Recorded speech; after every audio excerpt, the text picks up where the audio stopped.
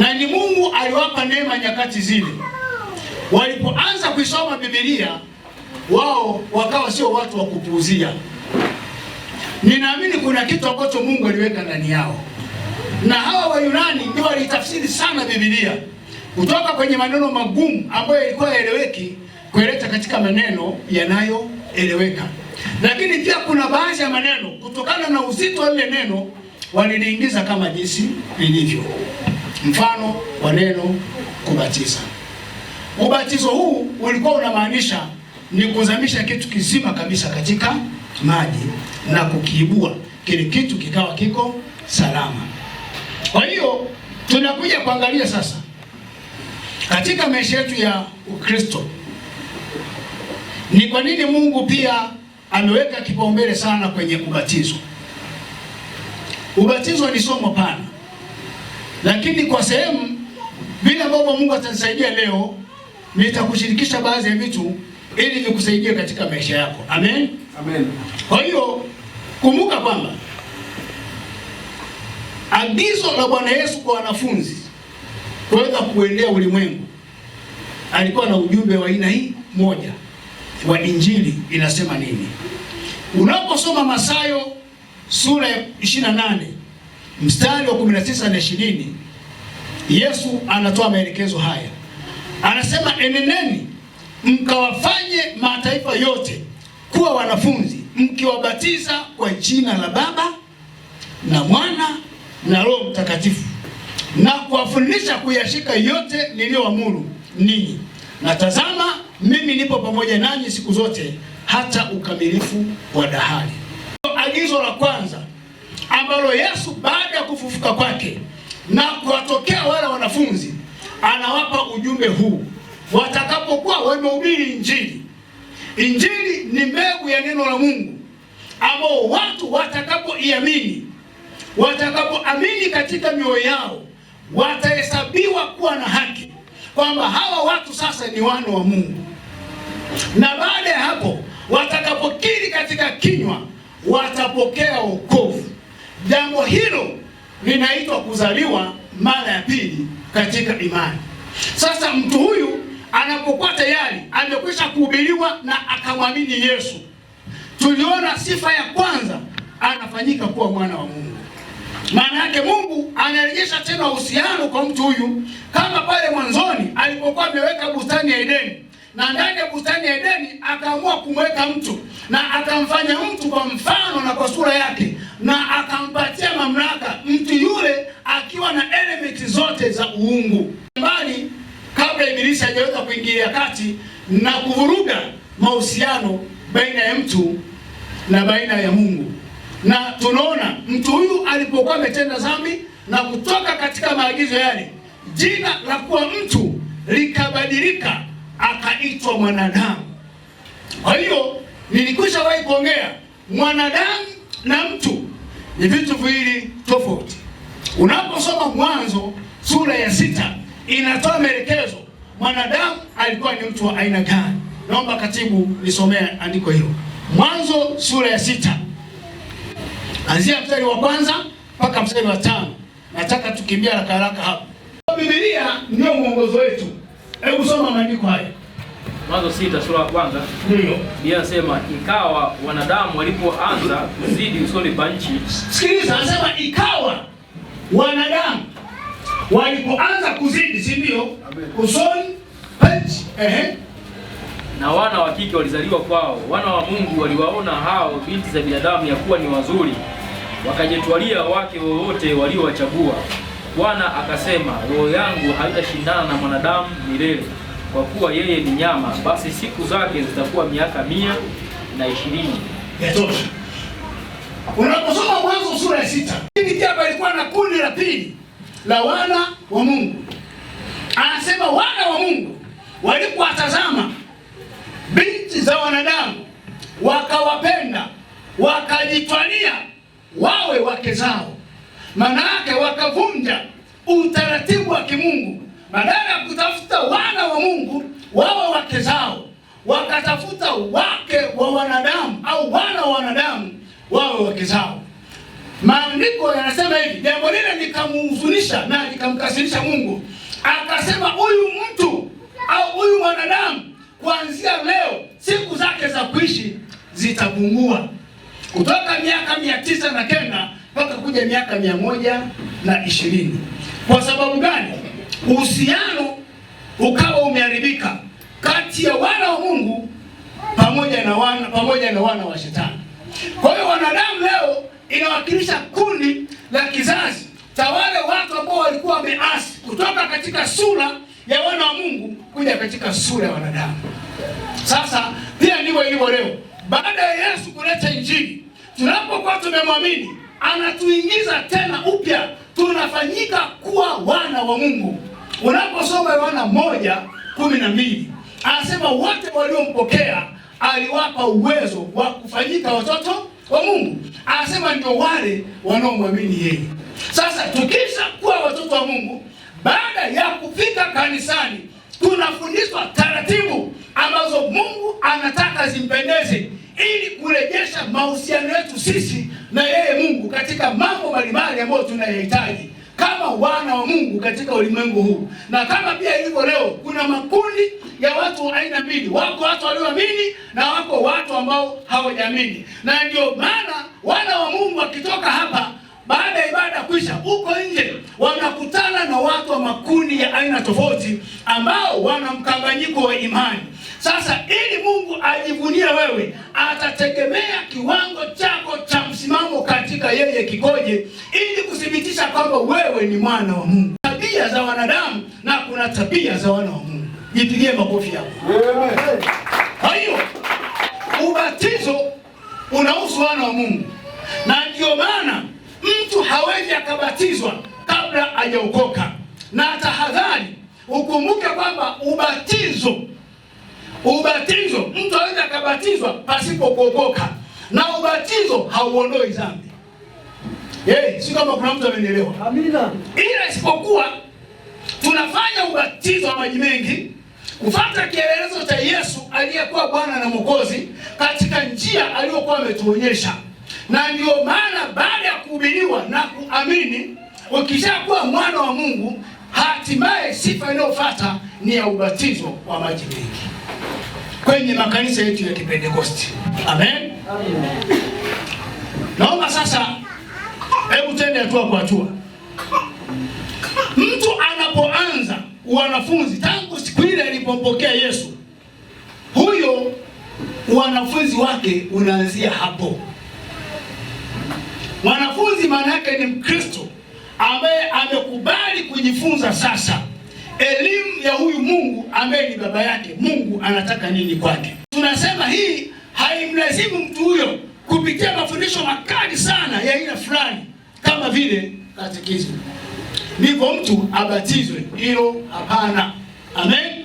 Sasa taratibu zimetofautiana, lakini pia kwenye mapokeo kuna baadhi ya watu wao kutokana na taratibu ambazo waliziona wao zinafaa, si Biblia, wakaweka utaratibu wa mtu kufundishwa masomo makali sana yanayohusiana na ubatizo ili pia kukalili baadhi ya vifungu. Lakini pia ukumbuke, mtu akishazaliwa mara ya pili akakubali kuwa mwanafunzi wa Yesu, sharti moja tu ili mtu abatizwe, kinachotakiwa kwake mtu huyo ni lazima aokoke au akubali kuishi katika maisha ya wokovu. Kwa hiyo tutaona mambo mbalimbali, lakini pia kumbuka kuwa hatuna mfano wowote katika Biblia ambao watu walilazimika kukariri mafundisho, lakini pia kuulizwa maswali ili wajibu kisha wapate ubatizo. Unapoamini muda ule ule tayari unapigwa chapa ya kuwa mwana wa ufalme. Unapoamini, unapofundishwa hatua za kwenda kwenye ubatizo, Mungu pale pale analithibitisha jambo hilo mtumishi wa Mungu. Amen. Lakini kama nilivyoongea pale mwanzoni kwamba lazima pia tuwe na tahadhari. Nimesema ubatizo hauokoe, ila ni sehemu ya utii wetu kwa Kristo tunapopitia njia ile ile ambayo yeye alipitia na kutuagiza pia sisi kuipitia. Hivyo basi, wokovu wa mtu hutangulia ndipo ubatizo huja. Amen. Amen. Na mtu akibatizwa kabla ya kuokoka, ubatizo huo unaweza usiwe na maana. Mtu anayebatizwa ukumbuke kwamba ni yule aliyemkiri Yesu kuwa Bwana na Mwokozi wake, ambaye ni wewe leo umepata nafasi ya kuja katika hizi ibada. Amen. Kwa hiyo Mungu atusaidie kuweza kuelewa haya ili pia iweze kuwa baraka kwetu. Hizo unawahusu watu wazima, sio watoto. Na watu wengi wamepandikizwa roho hizo, yaani kiasi kwamba ikawa ni desturi. Na ukumbuke kwamba Biblia ndiyo mwongozo. Maandiko haya Yesu alisema hakuna hata andiko moja litakalopunguzwa, maana yake yodi ya Torati. Kwa maana hiyo Jehova Mungu wa Israeli atusaidie. Kama watu wazima ndio wanaotakiwa kubatizwa, kama sio watoto, je, watoto wanatakiwa wafanye kitu gani? Biblia inayo majibu. Amen. Watoto wadogo hawabatizwi kwa maana hawana ufahamu wa kuamini, wala mambo ya kuamini hayana maana kabisa kwao. Nisikilize tena. Nisikilize vizuri uelewe. Watoto wadogo hawabatizwi kwa maana hawana ufahamu wa kuamini, wala mambo ya imani hayana maana kwao, ila wanafanyiwa ibada ya ubarikio tu. Hivi hapa nikimwambia koli Yesu anaokoa, katanielewa?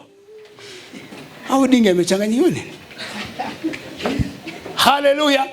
Ila anavozidi kuja kanisani ndivyo ambavyo Mungu anazidi kumkuza hatua kwa hatua. Baadaye atakapofika kwa mtu mzima atakuwa na idea kwamba ni kwaga naenda na mama kanisani, ni kwaga naenda na baba kanisani. Kwa hiyo yale maneno yatazidi kukua. Baadaye atakapokuwa mtu mzima, baada ya kuhubiriwa sasa, aweza pia sasa akaamini na kubatizwa. Kwa sababu mtu akiwa mzima anaweza kagoma akasema mimi kwangu habari za Yesu si kitu. Kwani wewe hujaona ndugu zake Yesu ambao alimfuata baada ya kuzaliwa, wengine wao walikuwa ni wapagani kwenda mbele, walizaliwa katika mapokeo ya dini, na bado pia mambo ya imani kwa kama ilikuwa ni upuzi fulani hivi. Lakini ni mpaka baadaye ishara na miujiza vilivyoanza kuonekana. Na maandiko yanasema mojawapo ya watu waliokuwa wakimtesa Yesu ni nduguze. Wakati wa sikukuu kubwa ambayo ilikuwa inafanyika Yerusalemu, nduguze wakamfuata wakasema, wewe sasa umezoea kukaa kijijini hapa, unadanganya watu, unajifanya unaponya vipofu, nenda sasa mjini kule kwa wasomi wenzio. Yesu akawasikiliza. Maana yake walikuwa bado hawajafanyaje? Hawajafunguliwa ufahamu. Na katika ulimwengu wa roho, ibilisi anaweza akashambulia ufahamu. Amen. Amen. Ili nuru ya injili isiwazukie wana wa Mungu. Kwa hiyo maandiko yanasema kwamba baadaye Yesu Kristo wakashangaa ghafla katikati ya sherehe imenoga ametokea katikati yao. Alipotokea katikati yao akasema kila aonaye kiu na aje kwangu. Akawa anaongelea habari za wokovu. Baadaye nao wakaja wakaokolewa baadhi yao, mojawapo akiwepo Yakobo ambaye ndiye alikuwa mchungaji wa kanisa la Yerusalemu. Haleluya. Waraka wa kwanza Yohana sura ya 2 mstari wa 6, Biblia inasema yeye asemaye ya kuwa anakaa ndani yake imempasa kuenenda mwenyewe vile vile kama yeye alivyoenenda. Amen. Yeye asemaye ya kuwa anakaa ndani yake imempasa kuenenda mwenyewe vile vile kama yeye alivyoenenda. Pale Yerusalemu palikuwa na mtu jina lake Simeoni. Naye ni mtu mwenye haki, mcha Mungu, akitarajia faraja ya Israeli. Na Roho Mtakatifu alikuwa juu yake. Naye alikuwa ni mwenye, asema naye alikuwa ameonywa na Roho Mtakatifu ya kwamba hataonja mauti kabla ya kumuona Kristo wa Bwana. Basi akaja hekaluni ameongozwa na Roho.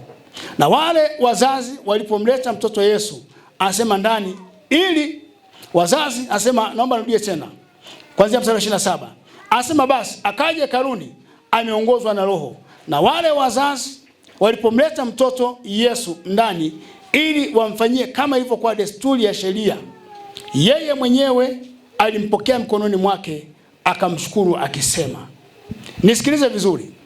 Maandiko yanasema kule Yerusalemu palikuwa na mtu jina lake alikuwa akiitwa Simeoni. Huyu mtu maandiko yanasema alikuwa na haki mbele za Mungu. Nitazame. Sema haki. Haki. Hivi tunafahamu maana ya haki? Haleluya. Watoto wako Hasani wana haki ya kukuita baba. Wewe ndio chanzo katika maisha yao. Amen. Na sisi pia tunakuwa na haki mbele za Mungu baada ya kuwa tumemwamini yeye. Amen. Na tunapokuwa na haki, tunahesabiwa kuwa na haki. Mungu ni baba yetu ambaye tunaweza tukamshirikisha jambo lolote tunalo lihitaji, lakini sifa ya kwanza lazima tuwe na haki. Jamani, wangapi wazazi hapa? Simko wengi. Haleluya. Mtoto wangu mimi akija kwako wewe kuomba mahitaji mengi aliyombana shuleni, utafanya kwa mbinde sana, hata kama unanena kwa lugha. Jamani, uongo kweli? Amen. Haleluya. Amen. Lakini vipi akija kwako? Etile. Kanisa tunaenda pamoja? Amen. Simeoni alikuwa ni mwaminifu mbele za Mungu. Amen. Maisha yake yote alijitoa kumtumikia Mungu. Na maandiko yanasema Roho Mtakatifu hakumficha wokovu atakao kwenda kuleta kwa taifa la Kiyahudi. Akiwa Yerusalemu katika ibada namna hii, mtoto Yesu ametoka kuzaliwa, amemaliza zile siku za kukaa ndani. Desturi ya Kiyahudi ilikuwa lazima apelekwe madhabahuni akaombewe baraka. Baraka zile zilikuwa zinabeba maombi ya neno la kinabii kwamba Mungu, huyu mtoto tunamkabidhi mikononi mwako. Wewe ndiye uliyetupa maisha yake tangu sasa na siku zote, tunaomba Mungu atembee na wewe. Amen. Amen. Amen. Kwa hiyo kama kuna maradhi, kama kuna magonjwa, kama kuna tabia za kulisi kutoka kizazi cha kwanza, cha pili, cha tatu na cha nne zinavunjika. Kwa nini? Mungu anachokiangalia ni lile neno. Amen. Lile neno ambalo wale wazazi walikuwa kiomba kwa haki, kama ambavyo wewe leo ukiamini ukazama vizuri katika imani, unao uwezo wa kuweza kuombea familia yako kwa sababu una haki mbele za Mungu, na kupitia maombi yale Mungu atayafuatiliza. Amen. Haleluya. Amen. Kwa hiyo maandiko yanasema hivi, wakati ule sasa yule mtoto anaingia madhabahuni, Simeoni akaonyeshwa na Mungu kwamba huyu mtoto sio wa kawaida, akampokea mikononi mwake. Kuna maneno mfululizo aliyatamka pale. Unapokuwa na baba wa kiroho, ana haki ya kuweza kukutamkia maneno mbalimbali ya kinabii, kwa sababu yeye ni chanzo katika maisha yako ya imani, anakuongoza katika njia iliyo sahihi. Sasa rejea kwenye maandiko haya. Je, huyu Simeoni aliongea kitu gani? Hatutasoma maandiko yote, nataka kuanzia mstari 29. Hebu soma hapo katibu. Utasoma 29, utasoma 30, 31, 32. Haleluya. Amen. Hebu soma maandiko hayo. Sasa Bwana, wamruhusu mtumishi wako kwa amani kama ulivyosema, kwa kuwa macho yangu yameuona wokovu wako ulioweka tayari machoni pa watu wote. Endelea. Na babaye na mamaye walikuwa wakistaajabia hayo yaliyonenwa juu yake. Simeoni akawabariki, akawaambia Mariamu mama yake, tazama, huyu amewekwa kwa kuanguka na kuinuka wengi walio katika Israeli, na kwa kuwa ishara itakayonenwa, nawe mwenyewe upanga utaingia moyoni mwako, ili yafunuliwe mawazo ya mioyo mingi. Palikuwa na nabii mke jina lake Hana binti Fanueli. Yatosha. Rudia kusoma huo mstari wa 31 kuja 32. Kuna kitu hapa nataka tukione. Kwa utukufu wako Israeli, na babaye na mamaye walikuwa wakiyastaajabia hayo yaliyonenwa juu yake. Simeoni akawabariki, akawaambia Mariamu mama yake, tazama, huyu amewekwa kwa kuanguka na kuinuka wengi walio katika Israeli, na kwa ishara iliyonenwa. Yatosha. Kwa Simeoni akafanyaje? Akawabariki kwa sababu ya yule mtoto. Maana yake, ndio maana kila kukua kwake Yesu hakukua kwa shida. Mzee Yusufu, neema ya Mungu ilikuwa kubwa. Kwa sababu gani? Baada ya maombi ya zile baraka, milango ilianza kufunguka kwa ajili ya kuweza kumhudumia Yesu. Kwa hiyo mtoto mdogo anaombewa baraka. Maana yake hata sisi wazazi Mungu anapokuwa ametupa watoto ukumbuke ni zawadi kutoka kwa Mungu. Amen? Amen. Lakini pia lazima urudi kwa Mungu aliyekupa yule mtoto, kwamba Baba, pasipo wewe watoto hawa nitawatunzeje? Kwa hiyo tunachokiona kwa Simeoni, aliweza pia kuomba maneno na baraka za aina tofauti. Na ndio maana sasa tunaona kukua kwa Yesu ndio kielelezo cha mlokole wa leo. Amen. Na ndio maana pia leo unaweza ukashangaa kijana au dada na baba au na mama na mjomba au na shangazi wakafarakana kwa mambo ya dini, na watu wamelishwa zile roho. Takwambia, Morris, dini yetu inasema wewe ulibatizwa toka ukiwa dogo. Sasa ulikuwa na ufahamu gani? Jina Bwana libarikiwe. Amen, amen. Kwa hiyo watoto wadogo wanaombewa baraka, na ndio maana mtoto mdogo hata kimua mtoto mdogo mwenzio, mwae kusikia hiyo kesi ipo. Lakini kuanzia miaka 18. Jina Bwana libarikiwe. Amen. Na ndio maana pia mtu kuanzia miaka 18 ufahamu kiongezeka, hata kama kuna mali aliacha baba yake ziko maana fulani, akatambua sababu ni haki yake. Sasa waweza kuona Yesu aliombewa baraka akiwa mtoto mdogo. Wangapi tunaelewana? Haleluya. Mambo ya imani yanahitaji ufahamu hali ya juu sana, na tunachokiangalia sisi siku zote ni Biblia. Amen. Na Biblia ndio mwongozo wetu. Na kama nilivyoongea hapo mwanzo, unaposoma toka Agano, unapoanza toka kile kitabu cha mwanzo kabisa mpaka kuja kwenye vitabu vya Maagano Jipya huku, unaona jinsi ambavyo vinatupatia miongozo aina tofauti, lakini kielezo namba moja ni nani? Ni Yesu. Na Yesu kumbuke alikuwa ni Mungu mwenyewe. Haleluya.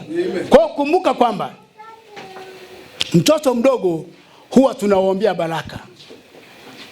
Ukishamwombea baraka, na ndio maana pia unapomleta mtoto kumwombea baraka madhabahuni, utafundishwa aina ya sadaka ya kuweza kutoa kwa sababu ya huyo mtoto. Na kuhani ambaye anakuwa ametawaswa na Mungu anakuwa anayo maneno maalum tofauti na wewe mzazi. Amen. Amen. Wewe unakuwa umepewa, lakini Mungu amekuwekea muongozo. Baba wa kiroho ndio mwenye zamana, ambaye pia anaweza kujua safari yako mzazi na wale watoto iendeje. Kwa hiyo hili ni jambo lingine, ni elimu ambayo ni mpaka uzame sana rohoni. Ukiwa mwilini namna hiyo kaelewa. Amen. Amen. Kwa hiyo Mungu atusaidie elimu hii iweze kukaa. Kama Yesu alibatizwa, naomba nifikishie ujumbe kwa jirani yako, wewe ni nani? Haleluya. Umemuuliza tena, muulize wewe ni nani? Majibu anayo. Haleluya. Kwa hiyo unaweza kujiuliza, je, lengo la ubatizo wa Yohana ilikuwa ni nini? Na kwenda kukaribia kuhitimisha, lakini nataka unifuate vizuri kwenye mlolongo wa maelezo haya. Amen. Amen. Unaweza kujiuliza tena, je, lengo la ubatizo wa Yohana ilikuwa ni nini? Lakini pia Biblia inayo majibu. Amen. Tofauti na ubatizo wetu leo sisi. Sawa? Ubatizo wa Yohana ulitazamia kuja kwake Mwokozi. Ulikuwa ni ubatizo wa toba kwa tarajio lake aliyekuwa anakuja. Ni nani huyo? Ni Yesu. Na ubatizo wetu ni kuonyesha kuwa tumekufa katika mambo ya kale, tumezikwa pamoja naye na kufufuka pamoja naye katika Kristo. Katika ubatizo muumini hujiunganisha na Kristo katika kazi yake machoni pa wote. Maelezo umesikia vizuri hayo? Hebu naomba tena nikuletee maelezo haya. Yamkini pengine kuna maana fulani tutanielewa. Amen. Nimesema hivi, ubatizo wetu ni kuonyesha kuwa tumekufa katika mambo ya kale. Hilo ni jambo la kwanza. Sawa? Tumezikwa pamoja naye na kufufuka pamoja naye katika Kristo. Katika ubatizo muumini hujiunganisha na Kristo na kazi yake machoni pa watu. Ndio maana sisi ubatizo wetu haufanyiki kwa kificho. Sema tu fulani bwana alishabatizwaga. Ndio maana tunapokwenda mto Jordan pia tunakuaga na nyimbo. Amen. Lakini pia maana yake ni sherehe, kama ambavyo pia mtu na mtu wanaoana wanafanyaga popa jamani, kama ni harusi na michango zinakuepo na tunashuhudia, inakuwa ni sherehe kubwa. Hiyo ni sherehe kubwa. Kwa sababu gani? Tunakwenda kuuzika utu wa kale. Kitendo cha kuibuliwa namna hii inaonyesha sasa tayari umekubali kufufuka pamoja na nani? Na Yesu. Amen. Manake pale tayari unakuwa umekwisha kutimiza haki zote. Huku hakunaga ubisho wala ushororo. Mimi baba yenu nilibatizwa maji mengi. Amen. Mbele ya watu wengi, na yale maji yakuwa sio mazuri sana. Alitubatiza mchungaji Mwamrango. Haleluya. Na wengine wengi. Kale kapicha mpaka leo ninako. Ukisema ni kuleto tashangaa, nilikuwa bado wakati kijana sana. Tofauti na sasa nimekuwa ni mbaba. Piga makofi kwa mbaba. Haleluya. Wangapi wanapenda ubaba? Ndio majukumu yenyewe. Haleluya. Kwa hiyo tunapokwenda pale, yale maji yanaombea, tunaombea lile anga linatakaswa. Lile tendo la kuthibitisha imani yako. Ndio maana baada ya ibada hii ya ubatizo, wiki linalokuja lazima wale waliobatizwa pia wapewe vyeti kama uthibitisho. Haleluya. Unajua watu wengi wakujua kama sisi tuna utaratibu ambao ni international. Eti katibu wanatuona tu kama tupo. Mwambie wewe acha mchezo. Mwambie jamaa acha mchezo. Haleluya. Haleluya. Taifa, mmwambie jirani yako huyo, mwambie wewe acha mchezo. Mwambie sisi ni international ministry. Umemungunya maneno huyo. Haleluya. Sisi hatunaga haraka kwenye mambo yetu. Jambo lolote kitaka liwe zuri, maandalizi yake. Amen. Mpiganaji mzuri ili ashinde vita lazima na maandalizi. Haijalishi atachukua muda gani. Sema you shall know the truth and that truth shall make you free. Naomba utafsiri hapo kijana wangu Elia. Nimeongea hapo Kigiriki. Piga makofi kwa ajili ya mchungaji. Verse 23. Hebu mchukua hapo tafsiri hiyo Dennis. Nataka tumalize tuende kwa mtondole.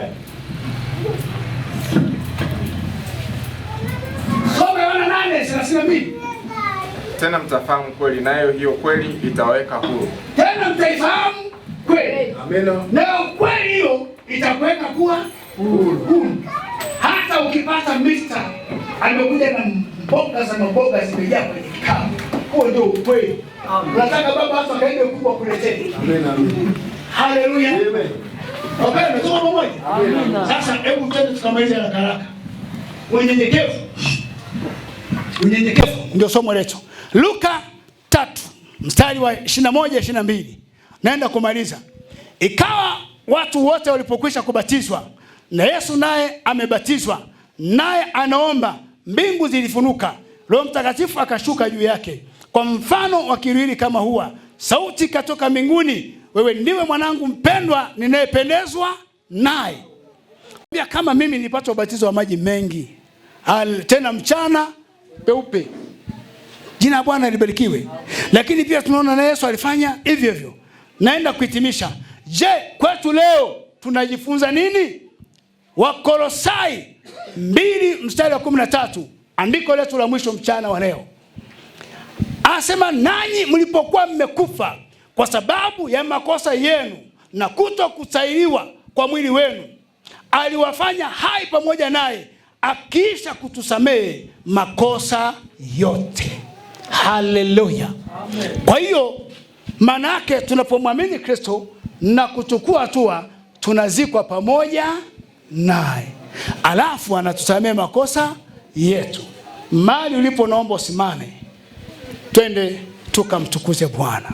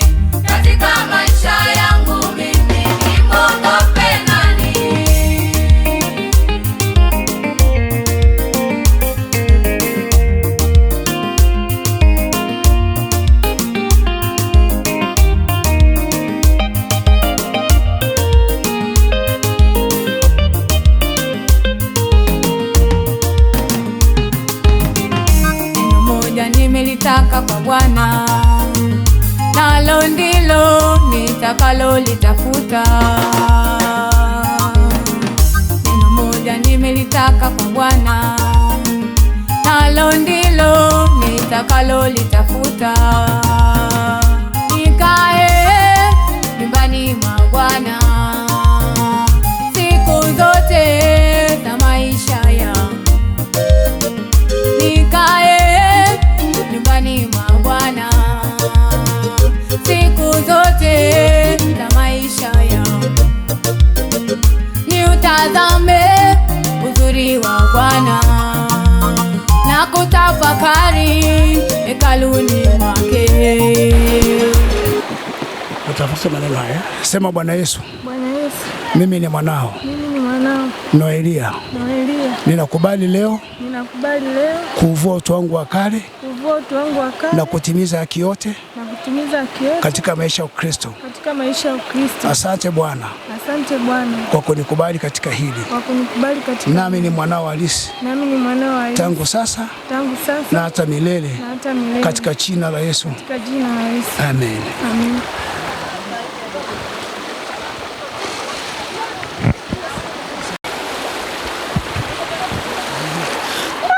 Sema Bwana Yesu. Bwana Yesu. Mimi ni mwanao. Tangu leo ninakubali kuvua utu wangu wa kale. Kwa jina la Yesu, naomba Mungu nisaidie kutimiza haki yote kama ulivyotuagiza kwa utukufu wa jina lako. Amen. Funika macho yako.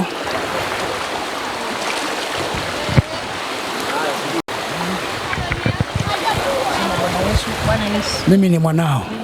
Ninakubali leo kuuzika utu wangu wa kale na kufufuka pamoja nawe.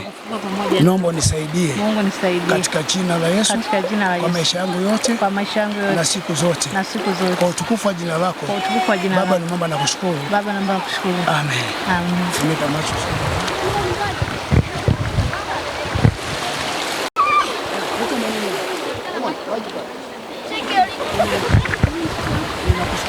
Nakushukuru kwa kuvua utu wa kale. Naomba nitie nguvu leo na kuendelea. Kristo Yesu uliyekufa kwa ajili yangu. Nami nakubali katika ishara ya ubatizo huu ya kwamba Bwana ninakubali kuzikwa na kufufuka pamoja nawe. Nisaidie katika maisha yangu yote. Katika jina la Yesu. Baba, naomba na kushukuru. Amen.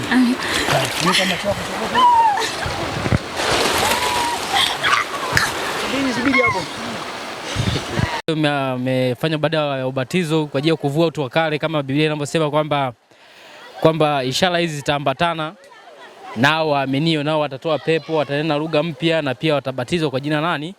La Yesu Kristo. Na hata pia tukiangalia katika maandiko tunaona na yeye Biblia inasema kana kwamba kule Ainon kulikuwa kuna maji tele. Kwa hiyo Yohana alibatiza huko. Kwa hiyo vipi, umejisikiaje katika ibada ya siku ya leo mtumishi? Namshukuru Mungu sana kwa kunipa neema. Namshukuru Mungu sana kwa kunipa neema hii ya pekee ambao tumeenda kuvua utu wa kale na kuvaa utu upya tena, kwa sababu ni tendo la kinabii na ni tendo la kimiujiza, kwa sababu si kwa uwezo wangu wala kwa akili zangu, bali ni neema ya Mungu ambayo ametujalia katika siku ya leo kwa ajili ya kuweza kuifanya ibada hii njema ya ubatizo, ambao namshukuru Mungu kwa kunipa neema hii tena pekee ya kuvua utu wa kale, kwa maana sasa hizi tena nimekuwa mtu mpya, nimekuwa mtu ambaye nimeshapata kibali na neema, kama jinsi gani Yesu Kristo ambapo yule ua au Roho Mtakatifu alioshuka kwa mfumo wa ua. Nadhani na leo tena nimepata neema hii ya pekee ambapo Roho Mtakatifu ameweza kushuka na kunijaliza tena nguvu tena kwa upya tena na kuanza upya na katika maisha mapya tena. Nashukuru. Amen. Ambao bado hajabatizwa au hajamjua Kristo, ni jambo zuri kwanza kumkiri Yesu Kristo kuwa ni Bwana Mwokozi katika maisha yako. Na kitu kingine napenda kuwapa lai au kuambia zaidi kwamba watu wazidi kumjia Yesu Kristo na kuzidi kumtafuta Yesu Kristo na kuzidi kubatizwa kwa maji mengi, kwa maana ni wito wa Yesu Kristo akana kwamba tubatizwe na maji mengi. Kwa hiyo ni jambo ambalo nazidi kuwahasa watu wazidi kubatizwa na maji mengi. Amen. Amen. Bwana asifiwe. Nafurahi sana kuona kwamba mmefunguliwa kwenye ibada hii ya ubatizo, mmejaribu kumpokea Yesu na kuvua utu wa kale na saizi mmevaa utu mpya katika Kristo Yesu. Vipi, unataka useme nini kuhusiana na ubatizo wa leo?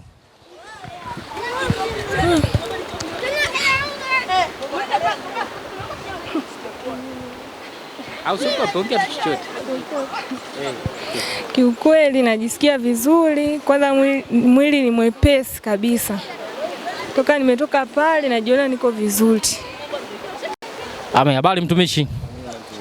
Amen. Natumaini mbarikiwa sana na ibada ya leo ya ubatizo, kwa sababu ni kitu ambacho mlikuwa mnakisubiria toka muda mrefu, kuhusu kuzaliwa mara ya pili, kama maandiko yanavyosema katika kitabu takatifu kwamba ni lazima uzaliwe mara ya pili uweze kuzika utu wa kale na kufufuka na utu mpya. Vipi, umebarikiwaje au kugusweje na ibada hii ya kuzaliwa mara ya pili kwa njia ya ubatizo?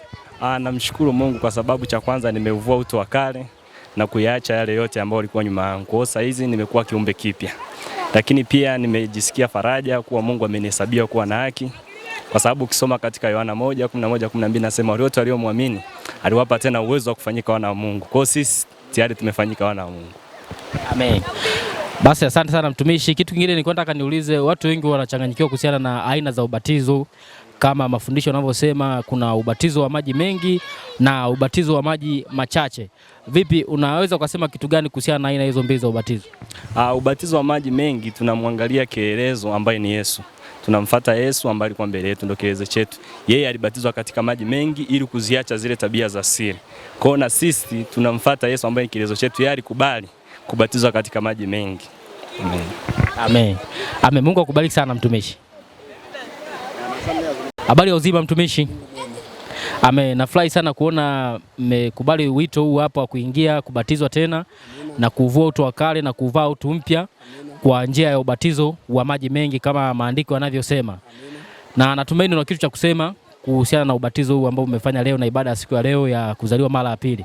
Vipi, unataka kusema nini kuhusiana na baraka ya namna hii? Mimi namshukuru Mungu kwa sababu bila yeye nisingeweza kufanya lolote katika ubatizo wa leo. Kini Mungu, kwa sababu Mungu ndio muweza yote, amenifanikisha leo nibatizwe na kutupa utu wa kale kuvaa utu upya. Sasa namshukuru sana Mungu wangu. Nimebatizwa kwa maji mengi kama alivyobatizwa Yesu, na mimi nimetumia utii ule kama alivyotufia pale msalabani. Amen. Amen. Basi Mungu akubariki sana mtumishi. Kitu gani ambacho ulikuwa unataka kusema labda kwa ajili ya watu wengine ambao hawajabatizwa, kwa sababu kuna mambo mengi, wengine wanasema kwamba kuna utofauti kati ya ubatizo wa maji mengi na ubatizo wa maji machache. Vipi, ulikuwa unataka kusema nini kuhusiana na hili? Kwa sababu Mungu wetu ndio kielelezo wa mambo yote. Ndio kwamba Yesu alibatizwa kwa maji mengi kule Jordani. Na sisi ndio maana tunamtii yeye kwa kufuata vile Yesu alivyofanya. Ndio kielelezo chetu. Ndio maana na sisi tunabatizwa kwa maji mengi kama tulivyobatizwa leo hapa. Mungu awabariki sana. Amen. Amen.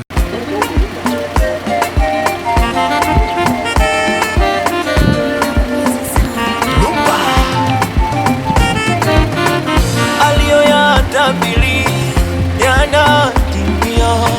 Aliyoyatabiri yanatimia. Upendo wa watu wengi na utapoa. Upendo wa watu wengi na utapoa. Vita